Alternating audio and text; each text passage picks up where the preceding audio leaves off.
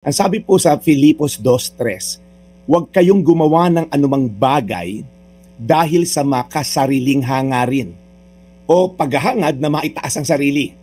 Sa halip, magpakumbaba tayo sa isa't isa at ituring na mas mabuti ang iba kaysa sa inyo. Ang ganda na itong sinabi na itong si Apostol Pablo. Simple lang yung paalala niya, humility over hostility. Okay?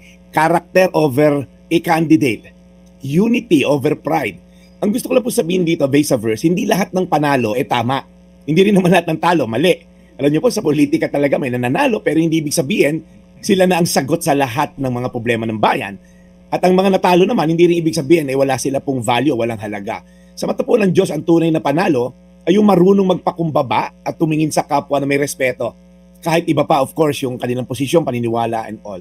So ang tunay na may takot sa Diyos ay hindi lamang bumoboto, nagpapakita rin ng fruit of the Spirit na tinatawag. Hindi po yung kung natalo yung ating binoto and then magiging, alam mo yon, magkakaroon ka na ng rant sa Facebook, kung ano nasasabihin natin sa nanalo, wag po natin gawin yon. Ito rin po ay panahon ng pagpapakumbaba, hindi lang, of course, pagmamataas sa mga nanalo naman. Kung nanalo yung sinuportahan mo, praise God. Pero tandaan, wag mong gawing dahilan ito para maliitin naman yung iba at gantihan na iba na, ano kayo, tama kami and all. Kung natalo naman yung kandidato mo, hindi ito lisensya para magalit sa buong mundo.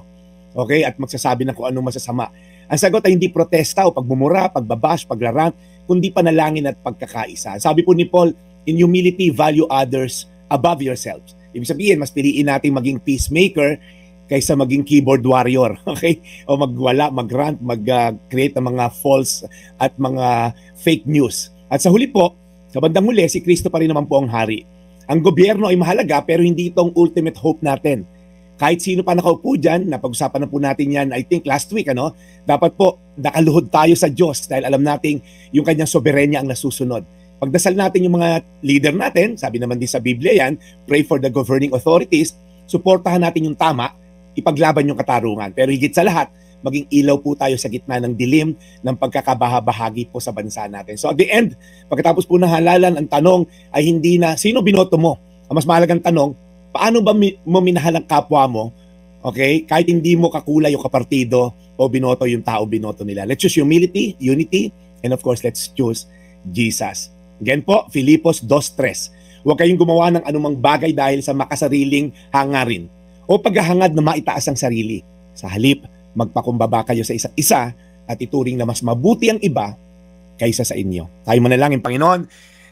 Bagamat mahirap sundin itong kautusan sa Biblia, pero posible po ito. Yung humility po ay isang character po na Christ-like, kumbaga.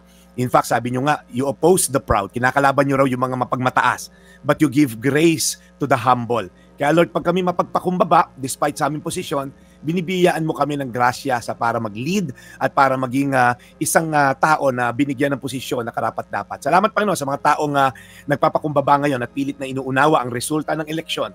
Again, Lord, punahin ang mali, mag-rejoice sa taba. Salamat sa iyong kabutihan sa pangalan ni Jesus. Amen. Today's Reflection with Pastor Jeff Eliscopides.